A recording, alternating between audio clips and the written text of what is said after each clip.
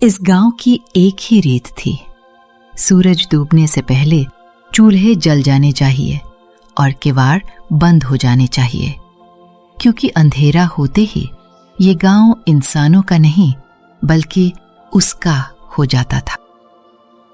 किसी ने मेरी कपिला गाय को देखा है? दोपहर को खूंटा तुड़ाकर जंगल की तरफ भाग गई थी, अभी तक नहीं लौटी।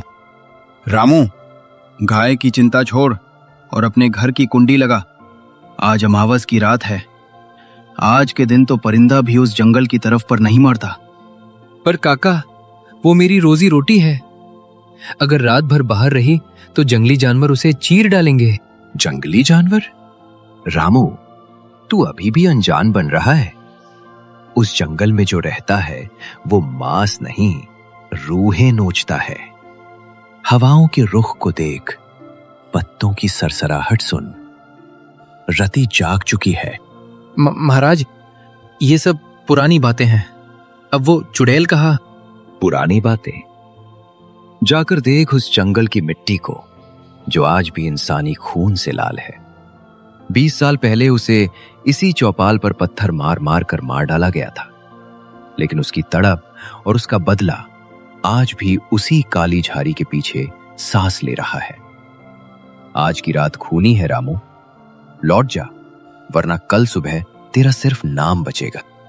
जंगल के भीतर रोशनी का नामो निशान नहीं था।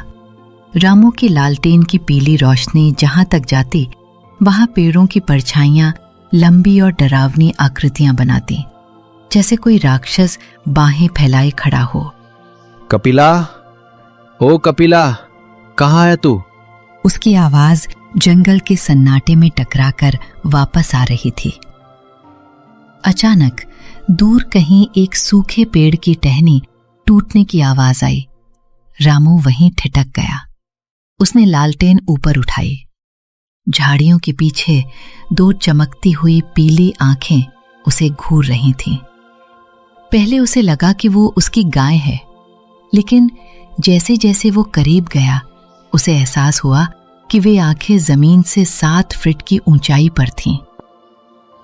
रामू, यहां देखो, मैं यहां हूं। रामू का खून जम गया। वो आवाज किसी इंसान की नहीं थी। वो ऐसी थी जैसे कोई सूखी लकड़ियों को आपस में रगड़ रहा हो। उसने गर्दन घुमाई तो देखा कि सामने के पुराने सूखे बरगद पर कोई उल्टा लटका हुआ था। उसके सफेद मटमैले बाल जमीन पर सांपों की तरह रेंग रहे थे। उसका शरीर राख की तरह धूसर था और पैर घुटनों से पीछे की ओर मुड़े हुए थे। उसके लंबे काले नाखून पेड़ की छाल में धंसे हुए थे। बचाओ, कोई बचाओ, बचाओ, कोई बचाओ। चीख क्यों रहे हो रामू? क्या तुम्हें तुम्हारी गाय चाहिए? वो देखो, इंसानी मांस चखे हुए बहुत अरसा बीत गया। आज अमावस्या है। आज मेरा प्रतिशोध और मेरी भूख दोनों शांत होंगे। रति ने एक झाड़ी की तरफ इशारा किया। वहां रामू की गाय मृत पड़ी थी। उसका पेट चीरा हुआ था और उसके चारों ओर रति के पैरों के निशान थे। ये देखकर रामू की रुलाई फूट पड़ी, लेकिन रति की आंखों में दया नहीं, एक क्रूर भूख थी। जंगल अब चुप नहीं था।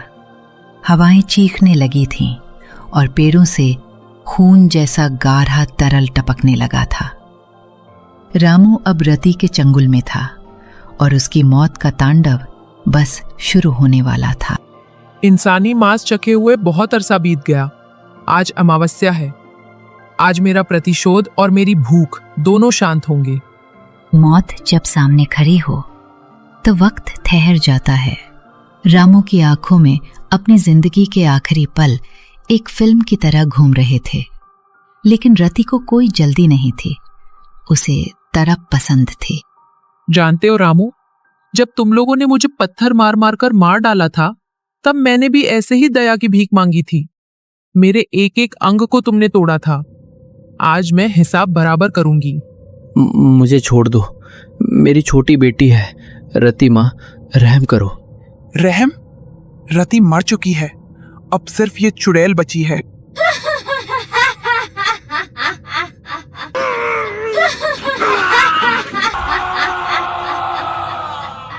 अभी तो शुरुआत है। अभी तेरा दिल धड़कना बंद नहीं करेगा, क्योंकि मुझे तेरा गर्म खून पीना है। रति को सिर्फ रामू की मौत से संतोष नहीं हुआ था, उसे तो अपना बदला पूरा करना था। उस हर एक गांव वाले से जिसने उसे कभी पत्थर मारा था या उसे चुड़ैल कहकर दुत्कारा था। उसकी भूख अब सिर्फ मांस की नहीं, बल्कि इंसानों के खौफ की थी।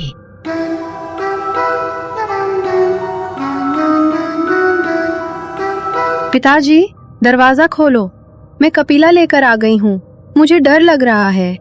कौन है इतनी रात को? माँ, पिताजी आ गए। राधा, दरवाजा खोलो, मैं घायल हूँ। चुड़ैल ने मुझ पर हमला किया है। राधा हिचकिचाई, लेकिन अपने पति की दर्द भरी आवाज सुनकर उसने दरवाजा खोल दिया। जैसे ही दरवाजा खुला, रति ने रामू का सिर अंदर फेंक दिया। रति ने अंदर झांका। राधा ने जैसे ही अपने पति का कटा हुआ सिर देखा, वो वहीं बेहोश होकर गिर पड़ी।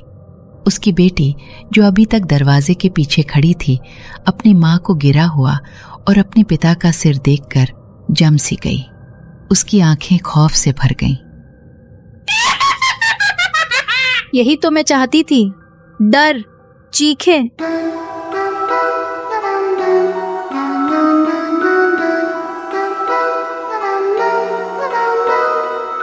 रामू, ये किसने किया? चुड़ैल, वह चुड़ैल फिर लौट आई। महाराज, वो चुड़ैल वापस आ गई है। उसने रामू को मार डाला, उसके सिर को उसके घर में फेंक दिया। दुष्ट आत्मा, आज तेरा अंतिम दिन होगा। हवा अचानक रुक गई। सन्नाटा इतना गहरा था कि लोगों को अपनी धड़कनें सुनाई दे रही थीं। तभी बरगद की जड़ों से एक काली धुंध निकलनी शुरू हुई। ओम ह्रीम काली, महाकाली, प्रकट हो दुष्ट आत्मा, अपने अंत के सामने खड़ी हो। भैरव, तू अपनी मौत को दावत दे रहा है। इन गांव वालों का खून पीकर मैं अमर हो जाऊंगी। कोई बाहर मत निकलना, ये उसकी माया है। अपनी आंखें बंद कर लो।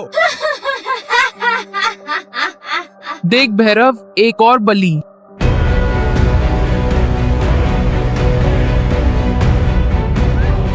नहीं, ये नहीं हो सकता। मैं वापस आऊंगी, मैं फिर आऊंगी। सुबह हुई। सूरज की पहली किरण ने गांव के खौफ को कम किया, लेकिन खत्म नहीं। रामू और सोमू की चिताएं जल रही थीं। गांव वाले अब सुरक्षित थे, लेकिन उनकी आंखों में वो खौफ हमेशा के लिए बस गया था।